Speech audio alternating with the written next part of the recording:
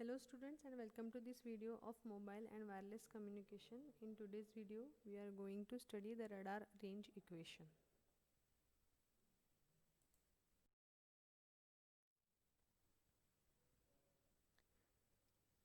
I am Mrs. Pawar.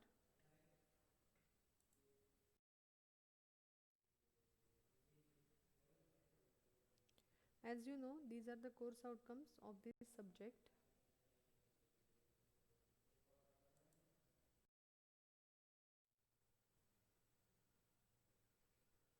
And these are the unit outcomes of this fourth unit.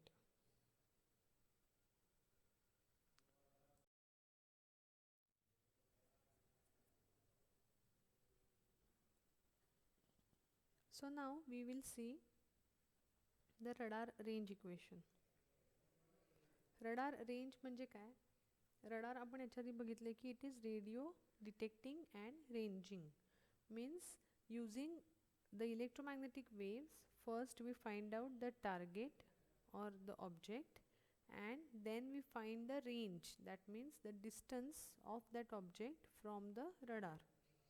So radar हे actually काय काम करते तर microwave energy send करतं, मायक्रोवेव्स send करतं आणि टार्गेटवरती स्ट्राईक होऊन रिटर्न आलेला एको ॲनालाइज करतं. त्यामुळे त्याला टार्गेट कुठे प्रेझेंट आहे हे पण समजतं आणि ते किती डिस्टन्सवरती लोकेटेड आहे हे सुद्धा समजतं. So finding the range of the object is non as ranging. Okay, so maximum किती रेंजवरती हे रडार टार्गेटला फाइंड आउट करू शकतं त्याला आपण म्हणतो रडारची रेंज. ओके, ही रडारची रेंज आपण डिफाईन करतो, त्याचं एक डेरिवेशन आहे.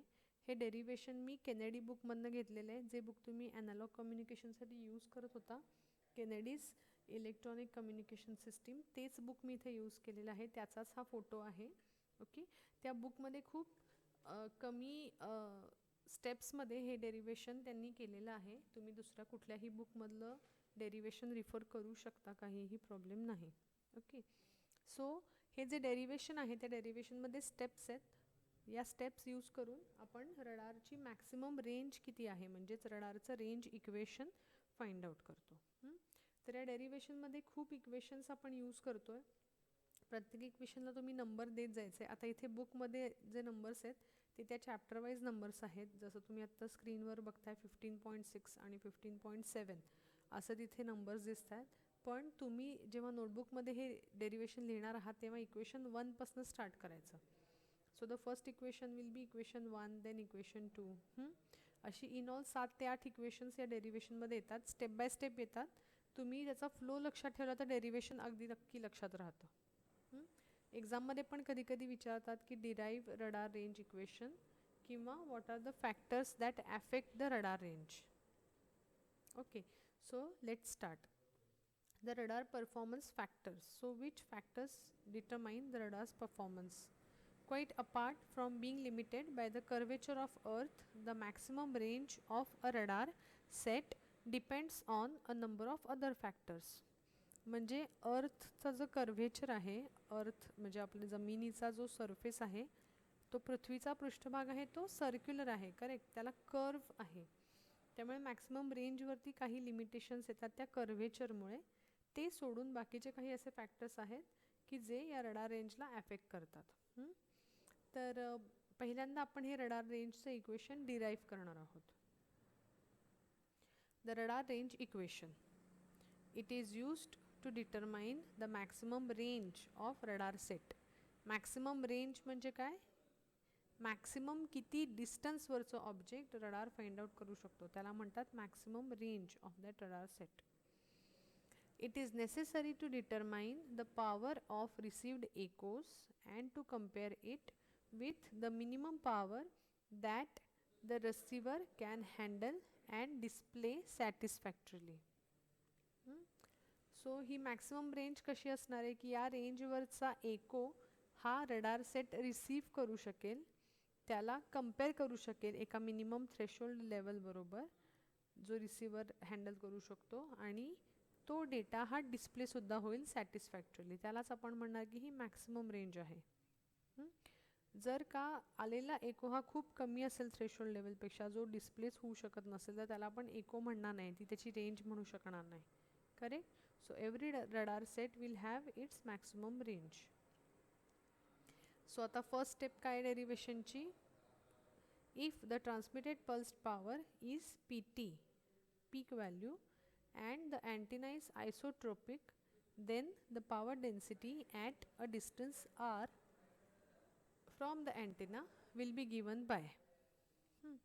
आता मॅक्सिमम पॉवर जी आहे ट्रान्समिट झालेली ती आहे PT. ही पॉवर अँटेना सगळ्या डायरेक्शनमध्ये सेम इंटेन्सिटीनं सेंड करतो. म्हणजेच तो अँटेना आयसोट्रोपिक असेल तर पॉवरची डेन्सिटी एका आर डिस्टन्सवर किती असेल? तर power divided by circular area. Correct. कारण अँटेना सगळ्या डायरेक्शनमध्ये सेमच एनर्जी सेंड करतो आहे. मग power density P is equal to PT, that is pulsed power divided by 4 pi r square. 4 pi r square हा सर्क्युलर एरिया झाला. So the power density at distance r is equal to PT upon 4 pi r square. This is equation number 1. Then second step. However, the antennas used in radar are directional. म्हणजे रडारमध्ये जे antenna use केले जातात हे शक्यतो आयसोट्रोपिक नसतात, म्हणजे सगळ्या डायरेक्शनमध्ये same इंटेन्सिटीनं send करणारे नसतात, तर ते डायरेक्शनल अँटेना असतात. डायरेक्शनल अँटेना म्हणजे एका पर्टिक्युलर डायरेक्शनमध्ये त्याचा गेन हा जास्त असतो सगळ्या डायरेक्शनपेक्षा. Okay. So this antenna is directional. नाव AP is the maximum power gain of the antenna used for transmission. So आता ह्या वरच्या इक्वेशनमध्ये आपला डायरेक्शनल अँटेनाचा गेन सुद्धा मल्टिप्लाय होणार. ठीक आहे. So the power density at the target will be P is equal to AP PT upon 4 pi r square.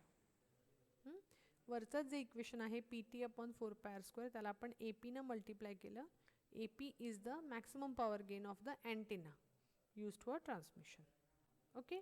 इथेपर्यंत क्लिअर आहे. ही दोन इक्वेशन्स आत्ता आपण 2 स्टेपमध्ये केलेली आहेत. नेक्स्ट स्टेप आपण नेक्स्ट स्लाइडमध्ये करतोय.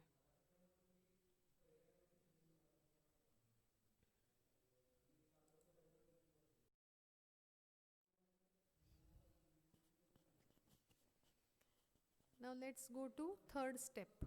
The power intercepted by the target depends on its radar cross section or effective area. In this area, if it is S, the power impinging on the target will be P into S. आता जी power send केली रडारनं ती टार्गेटच्या कुठल्या एरियावरती म्हणजे effective एरियावरती पडते आहे त्याला आपण म्हणतो इफेक्टिव्ह एरिया ऑफ टार्गेट.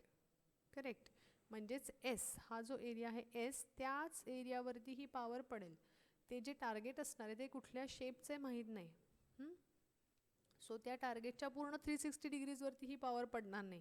आपण डायरेक्शनल अँटेनानी सेंड करतो आहे का कुठल्या तरी पर्टिक्युलर डायरेक्शनमधनं ही एनर्जी सेंड करतो आहे, तर त्या टार्गेटच्या पूर्ण एरियापैकी त्या रडारच्या बाजूला असलेल्या एरियावरतीच ही पॉवर जी आहे ती इन्सिडेंट होईल. सो जो इफेक्टिव्ह एरिया आहे की जो ॲक्च्युली ही एनर्जी रिसीव्ह करेल किंवा ज्या टार्गेटच्या एरियावरती ही एनर्जी ॲक्च्युली स्ट्राईक होईल, पडेल, इन्सिडेंट होईल, तो एरिया आपण म्हणतोय S. मग ती पॉवर किती मिळाली त्या टार्गेटला किंवा किती इन्सिडेंट झाली त्या टार्गेटवरती, तर it will be equal to P into S. Correct. जी पॉवर सेंड केली multiplied by effective area of target. So second स्टेपमधल्या इक्वेशनला आपण आता एसनं मल्टिप्लाय केलं. इक्वेशन काय होते आता? P is equal to PS is equal to AP PT S upon 4 pi r square. This is equation number 3. Okay. So इथेपर्यंत 3 equations आली, 3 स्टेप्स पूर्ण झाल्या. Next step. The target is not an antenna. It radiates may be thought of as being omnidirectional. The power density of its radiation at the receiving antenna will be P dash. जे target आहे ज्याच्यावरती ही energy strike होऊन परत येते, एको जिथून receive होतोय, ते target जे आहे ते अँटेना नाही आहे, करेक्ट, ते कुठलं तरी ऑब्जेक्ट असणार आहे. तर ते एकाच डायरेक्शनमध्ये जास्त गेन देणार नाही, करेक्ट. ते टार्गेट ही आलेली एनर्जी सगळ्या डायरेक्शनमध्ये रेडिएट करेल. म्हणजे एको जो आहे तो अँटेनासारखा डायरेक्शनली येणार नाही, तर तो सगळ्या डायरेक्शनमध्ये स्कॅटर होईल.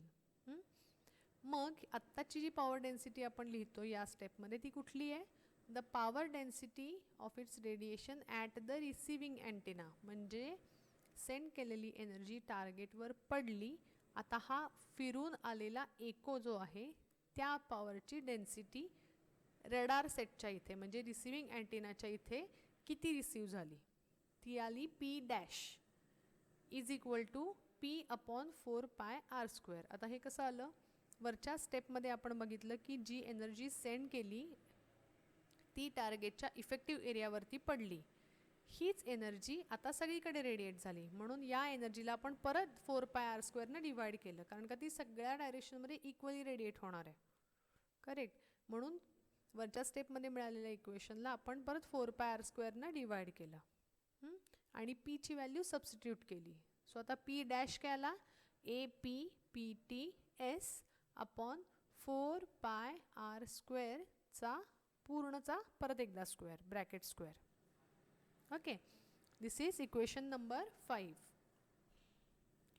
Now, like the target, the receiving antenna intercepts a portion of the re-radiated power which is proportional to the cross-sectional area of receiving antenna. म्हणजे हा जो एको रिसीव झालाय स्ट्राईक होऊन, तो एको सुद्धा रिसिविंग अँटेनाच्या संपूर्ण एरियावरती पडणार नाही, तर थोड्या एरियावरती पडेल. म्हणून तो जो एरिया कॅप्चर करेल एको त्याला आपण म्हणतोय capture area of receiving antenna. So received power आहे त्याला आपल्याला ह्या कॅप्चर एरियानं मल्टिप्लाय करावं लागेल. So the power density at the radar set will be P dash is equal to P dash into A0 which is equal to APPTS A0 upon 4πr² bracket square, where A0 is the capture area of receiving antenna. Then this is equation number 6, I think. If the same antenna is used for both reception and transmission, then the maximum power gain will be equal to AP is equal to 4πA0 upon lambda square. Generally काय होतं, ट्रान्समिशनचा antenna वेगळा आणि रिसिव्हरचा antenna वेगळा असं होत नाही, दोन्हीसाठी एकच अँटेना यूज होतो. मग त्या केसमध्ये AP जो आहे म्हणजे अँटेनाचा गेन तो आपण A0च्या टर्म्समध्ये लिहू शकतो, 4πA0 upon lambda square is equal to AP. तर आता ही व्हॅल्यू आपण सबस्टिट्यूट करणार आहोत.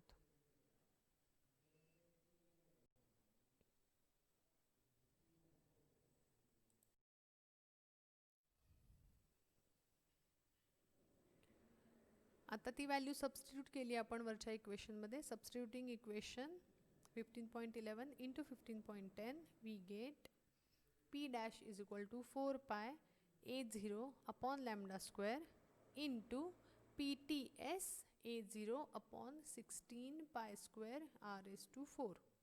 आता यातल्या कॉमन टर्म्स कॅन्सल होतील.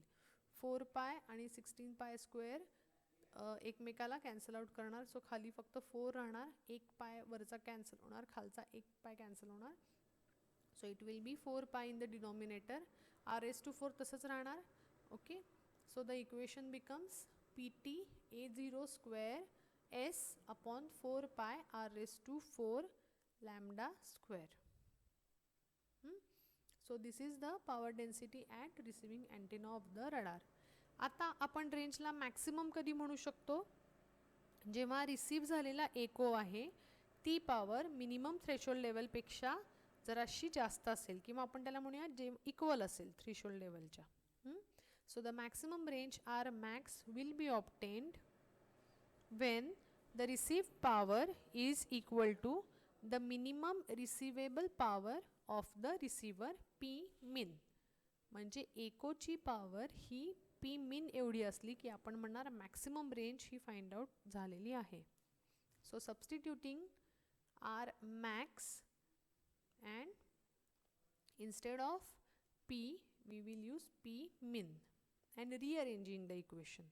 वरच्या इक्वेशन मध्ये बघा R हा डिनॉमिनेटर मध्ये आहे r⁴ आणि P लेफ्ट साइडला आहे. जेव्हा तुम्ही r⁴ लेफ्ट साइडला घेणार आणि P डॅश डिनॉमिनेटरला घेता आणि त्याची व्हॅल्यू आता तुम्ही सबस्टिट्यूट करा म्हणजे R च्या जागी R मॅक्स म्हणणार. So R max is equal to बाकीच्या टर्म्स तशाच राहिल्या फक्त पी खाली गेला डिनॉमिनेटरला आणि तिकडे r⁴ होतं तर आपण त्याचं 4th रूट घेतलं आहे.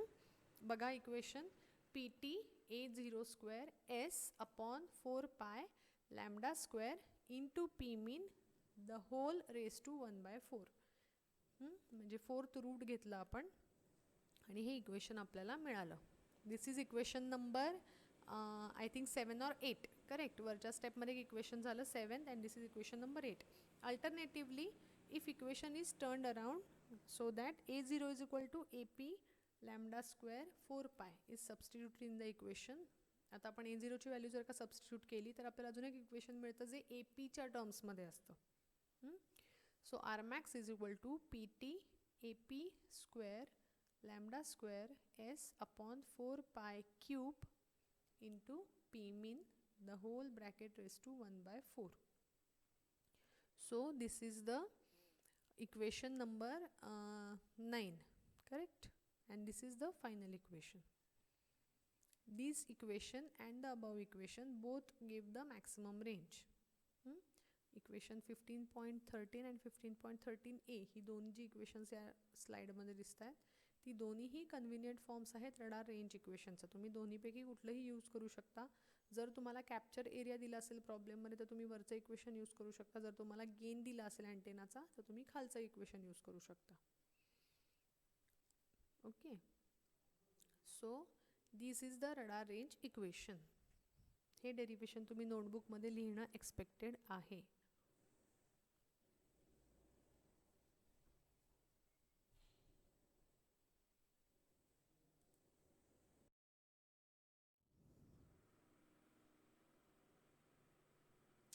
So we will stop here. In the next lecture we will see which factor affect this maximum range.